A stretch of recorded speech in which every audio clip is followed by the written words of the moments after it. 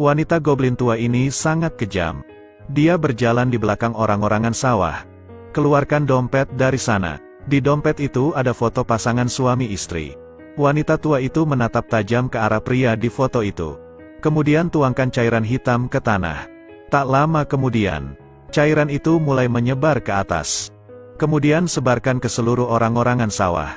Angin besar bertiup dengan cepat. Orang-orangan sawah juga mulai bernapas. Orang-orangan sawah yang dibangkitkan tidak lagi takut pada matahari. Ia berjalan di jalan menarik perhatian semua orang.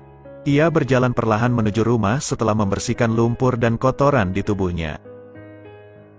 Ternyata suaminya yang telah hilang selama 2 tahun itu segera mendapat kabar. Dia dan kepala kota pergi ke kantor polisi. Orang itu muncul di depan matanya. Dia adalah suami yang sering dirindukannya selama 2 tahun terakhir. Tidak bisa mempercayai mataku. Sentuh wajah suamimu. Begitu terharu sehingga saya tidak bisa mengungkapkannya dengan kata-kata. Peluk suamimu erat-erat. Kerinduan bertahun-tahun melonjak bagai gelombang. Keduanya berpelukan. Kemudian kembali ke rumah bersama.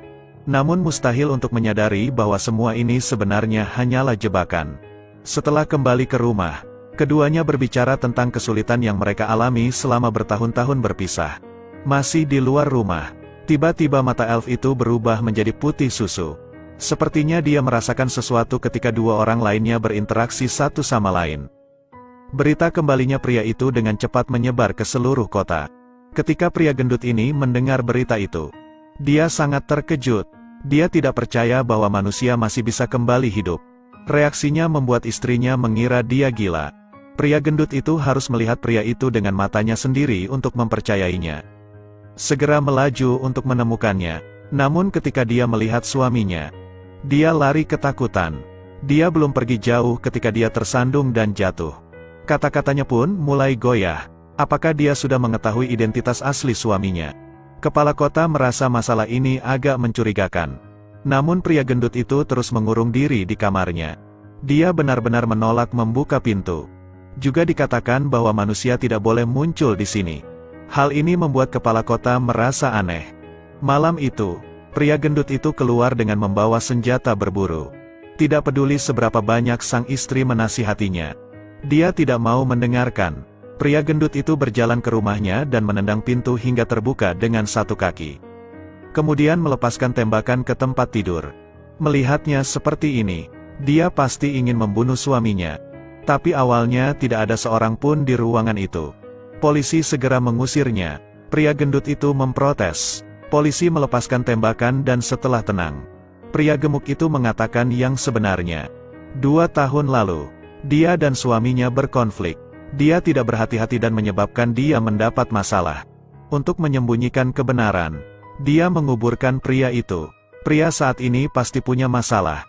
Topik, saat ini, dan suami boneka itu sedang berkendara keluar untuk bermain. Suasananya sangat gembira. Namun tiba-tiba sang suami bertanya di mana koin itu disembunyikan. Karena terkejut, dia tidak pernah menyebutkan hal ini di depan suaminya. Bagaimana dia tahu? Ketika sang suami melihat bahwa dia tidak menjawab, dia langsung menamparkan telinganya. Baru pada saat itulah dia sempat bereaksi bahwa suami di sebelahnya pasti palsu. Dihadapkan pada pertanyaan suaminya yang terus-menerus. Katakan padanya koin itu dilempar ke dalam reservoir. Saat suaminya sedang teralihkan perhatiannya, dia bergegas mengambil kemudi. Mobil kehilangan kendali dan menabrak jembatan. Jatuh koma dan kehilangan kesadaran.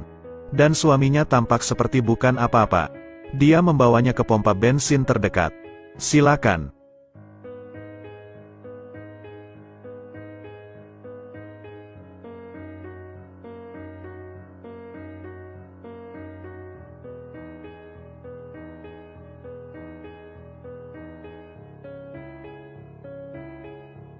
Setelah mengajak orang tersebut meminum beberapa liter bensin, pria tersebut pun pergi. Mereka berdua pergi ke tempat di mana mereka melempar koin. Dan suami mereka hampir melemparkannya ke bawah.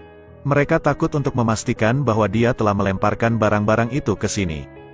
Orang-orangan sawah memberitahu Elena bahwa koin-koin itu akan kembali dengan sendirinya. Selanjutnya, itu bisa kembali dengan cara yang sangat ajaib.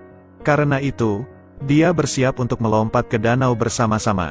Untungnya, pada saat kritis, kepala kota dan polisi datang dan mereka menembaknya. Terus-menerus di orang-orangan sawah. Di saat melompat ke bawah, kepala kota mampu menahan mereka.